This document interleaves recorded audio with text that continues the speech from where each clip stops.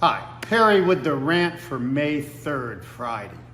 I am, of course, expecting that we've seen a top in March finally. The boom that would never end. I mean, naturally the boom should have peaked in 2007 with the baby boom, but $27 trillion said otherwise. So we had actually the greatest stock market run, longest and greatest bubble in history from early 2009 into late 2021 and continued actually into March of 2024, it seems. So this is going to go down in the history books. And the big thing for me, what I'm going to be watching over the coming years, what does this do to the recovery? We skated through a Great Depression. This wasn't a recession or a long recession like the 70s. This was more like the Great Depression in the 1930s, when the largest generation in history peaked, and with it, most importantly, and unlike what we saw in the 70s, a massive and global bubble burst, and everything, bubble in everything, stocks, real estate, every financial asset on earth bubbled. So we skated through that. Now in my book, there's no way you get something for nothing, okay? But I want to see what happens. I mean, I think we're going to have a very muted recovery with the millennial generation spending wave, which basically should be turning up right around 2023-24, right around now, let's call it, and surging into 2037. And then, unlike the baby boom, they just kind of have a long plateau into 2055 or so, okay? And of course, the rest of the world, Asia is going to have a much bigger boom with their so-called millennial generation, if we have to call it that. So what's going to be important is to see, especially in the U.S., where we had the great $27 trillion in stimulus, how do we pay for this? And again, only way I can see is that we've borrowed from future growth. The millennials coming through have probably bought their first home earlier than average. On the other hand, it's been more expensive, so a lot of them have had to wait later. So we'll see how this works out. If home prices come down, it's going to help the millennial generation, okay? But if we don't have this recession or depression, that brings home prices all the way back down to, say, 2012 levels, which is a lot, 50% or more. That's going to change the picture too. So the government has basically thrown the economy totally off track, okay? We should have had a downturn from 2008 to 22 or 23, and we should be coming into the millennial boom 2023-24 into 2037 on the stronger side, and then plateau again into 2055. So that's what should have happened. Now we get to see what happens after you erase the Great Depression. So again, I say we're going to pay for this. And it just means that growth will be much slower and productivity likely lower because of this. Now, where are we now? Hopefully, we have begun the great crash. And again, this crash is coming into when the millennials now would be turning the economy up. So this is also unusual. Crashes usually come when demographic trends or cycles are down.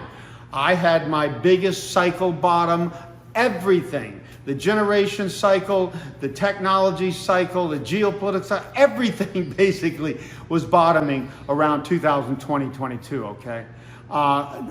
That should have been a major bottom like late 82, like late 2000 on 1942 and 1932 on the 90-year cycle, which is the toughest, okay? And now we have the 90 and the 40-year cycle together hitting in late 2022, and we had a 38% NASDAQ crash and 28% S&P. I'm sorry, folks, that is not a 90-year and 40-year cycle crash coming together. That should have been the greatest in history. So again, all cards off the table here. And so we're just gonna have to monitor this and see how we go when we come out of this. And this downturn, if it finally hits here with the 525 basis point tightening, and that's the only reason it should start to hit in the next year, that should last into at least late 2025 now, okay? So that's gonna eclipse the millennial boom right in the beginning, and then we see how it does. So where are we now? Bitcoin is leading the crash as it should. This is a good sign. Bitcoin has been down 23% at worst here. Now it's bouncing from about 57 up to 61, 62,000, and that's probably about as far as this bounce should go if this really is the beginning of a big crash. The Nasdaq's only down 8%. So Bitcoin's leading, and the Nasdaq has a lot of catching up in stocks to come. The ideal targets ahead for like the first wave should go down to the late 2022 low. That's going to be down 39% for the Nasdaq, okay? And then the third wave, the middle largest wave down, should be down 60%, okay, by late this year, early next year. And then the last or fifth wave down should take us down to the 2009 lows, down 93%. Now again, we know, I mean, that the Fed and central banks around the world have stimulated us through this depression. They're going to try to stop and fight this crash, but to me, they have blown their wad, okay? So again, it's hard to say exactly what's going to happen, but this tightening is going to continue to hit well into 2025 now. And I'm starting to think that with the magnitude of both the stimulus from COVID and then the tightening afterwards is more like a 2-year lag instead of 1 to 1.5. And so that's really going to say this is going to hit well into 2025. So, you know, that's the targets for the Nasdaq, which is the key index I'm tracking, and then Bitcoin.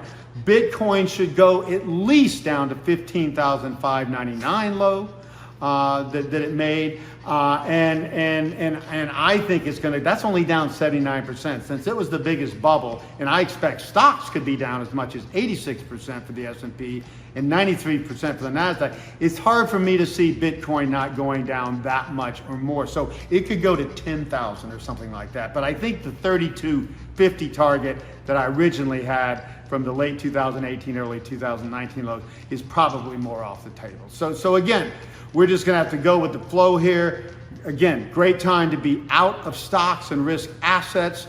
The last and final buy of an opportunity of a lifetime in everything from real estate to stocks and all financial assets is probably gonna come somewhere between mid to late 2025 and 2026 at the latest. And of course, real estate will have a longer tail. So if you're looking to buy real estate when it's down, or to buy, I mean, the best thing you can buy, you want to create an income, buy starter homes when they're down and rent them out to the millennials who are going to be in home price shock, okay? They're going to think twice about, oh, you got to own American, the American dream, the great home, okay?